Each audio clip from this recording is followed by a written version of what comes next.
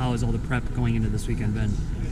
It's been pretty stress-free. I mean, I didn't have a whole lot to do with the bike and changing and testing, so we just kind of picked up where we left off last year and trying to head into this new season with some momentum and a red plate. And just the hardest thing for me has been staying sort of in the zone the last 3 weeks, because it seems like it's been forever that I've been riding and training and sort of ready.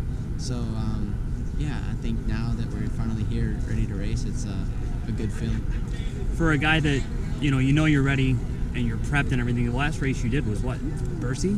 Bercy, yeah. So what is it like for you to have to wait, 5 months from your last race? Do you get a lot of time to think about things? Does it get stressful because you're just thinking and waiting?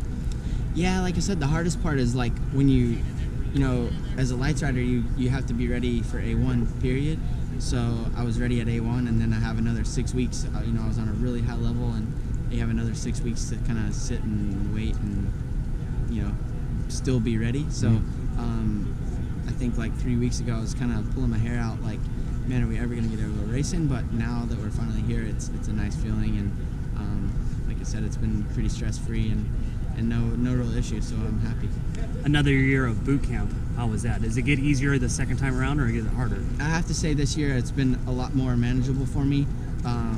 Last year I was just treading water the whole time, trying to keep my head above, and this year I've been able to sort of attack the program a little better with a little more intensity and not worry so much day to day if I'm gonna survive the next day or so on and so forth. So for me, it's definitely been a big step in the right direction and something that I've coped with a lot better this year than last year.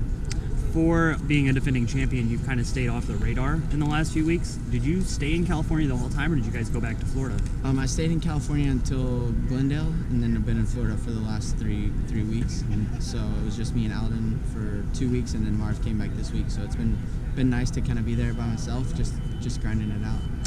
Does that get hard though when you don't have somebody to pace yourself off of? Like if you're just burning practice laps? Yeah, for sure. It can get tough, and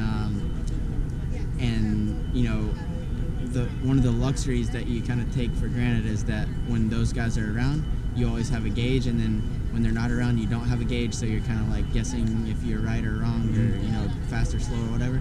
So that was definitely a little bit of an adjustment for a couple weeks, but yeah, it's been really good. All right, last year at this point, you were widely considered a title contender, but we didn't know how it was going to go. Now you come into it as the guy, the defending champion. Do you approach anything any differently because there's a number one on your bike? You have a lot of expectations to fulfill from last year, or is it just go do your races?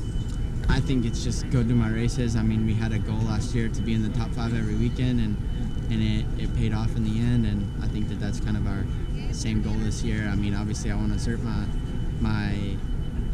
competitiveness straight away, but at the same time I'm just looking to go out there and do my thing and kind of execute what I've been doing for 5 months at home. So it's there's not a lot to say really. I mean, I just need to go and sort of do what I know.